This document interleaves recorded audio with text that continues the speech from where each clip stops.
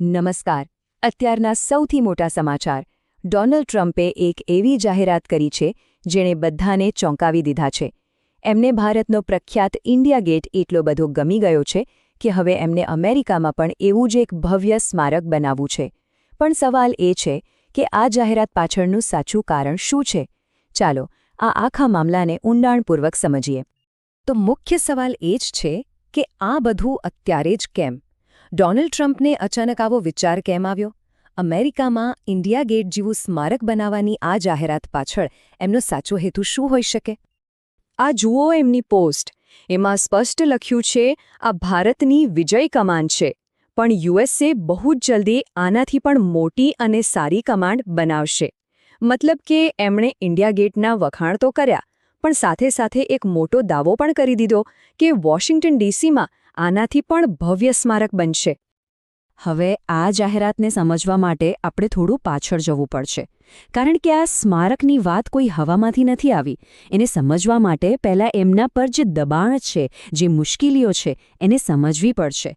એવું લાગે છે કે બધો ખેલ ત્યાં જ છે. સૌથી પહેલી વાત, જનવિશ્વાસ. તાજેતરના જેટલા પણ સર્વે થયા છે એ બધા એક જ દિશામાં ઇશારો કરી રહ્યા છે. લોકોનો ટ્રમ્પ પરથી ભરોસો ઓછો થઈ રહ્યો છે.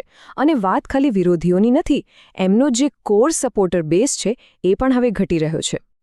અને આ માત્ર કહેવાની વાત નથી. આંકડાઓ જુઓ.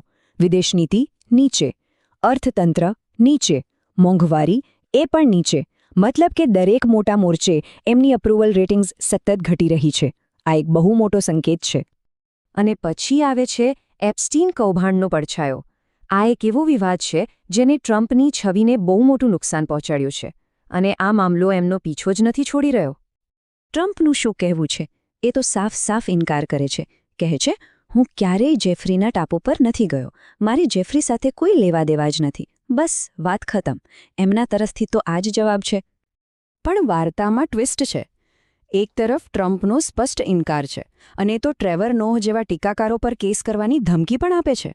પણ બીજી બાજુ પુરાવા શું કહે છે? જાહેરમાં એવા વિડીયો છે જેમાં બંને વચ્ચે સારી એવી દોસ્તી દેખાય છે. એટલું જ નહીં, કહેવાય છે કે એપ્સ્ટીનના પોતાના ઈમેલમાં એણે ટ્રમ્પને દુષ્ટ કહ્યા હતા. તો સાચું શું છે? રાજકારણની સાથે સાથે અર્થતંત્રમાં પણ ચિંતાઓ વધી રહી છે. દુનિયાભરમાં અમેરિકન ડોલરનું જે વર્ચસ્વ હતું એ ઘટી રહ્યું છે.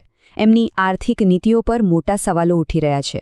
અને એક્સપર્ટ્સ તો એક મોટા આર્થિક સંકટની ચેતવણી પણ આપી રહ્યા છે. હવે આ બધું જાણીને એવું લાગે કે ટ્રમ્પનો આ આઈડિયા બહુ જ અનોખો છે. પણ એવું બિલકુલ નથી. ચાલો ઇતિહાસ જોઈએ. આવા વિજય સ્તંભ બનાવવાનો આઈડિયા તો નેતાઓ માટે એક ક્લાસિક રણનીતિ રહી છે. સદીઓથી આ જ રમત ચાલી રહી છે. તો આ વિજય કમાન એટલે કે ટ્રાયમ્ફલ આર્ચ છે શું?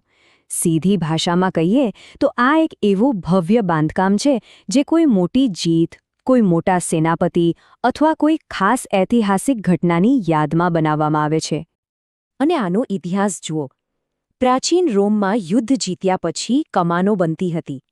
1806માં ફ્રાન્સમાં નેપોલિયને પોતાના સૈનિકોના સન્માનમાં આર્ક ડી ટ્રાયમ્ફ બનાવ્યો. એના જવાબમાં 1828માં બ્રિટને નેપોલિયન પરની જીતની યાદમાં વેલિંગ્ટન આર્ચ બનાવ્યો. અને આશ્ચર્યની વાત એ છે કે 1982માં ઉત્તર કોરિયાએ પણ દક્ષિણ પર વિજયનો દાવો કરવા આવો જ એક આર્ચ બનાવ્યો. મતલબ આ શક્તિ પ્રદર્શનની એક જૂની રીત છે. અને ટ્રમ્પને આ પ્રેરણા ક્યાંથી મળી?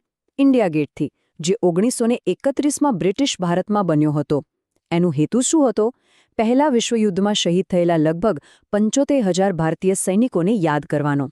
અને પછી 1971માં સ્વતંત્ર ભારતના સૈનિકોના સન્માનમાં અમર જવાન જ્યોતિ પણ ત્યાં સ્થાપિત કરવામાં આવી.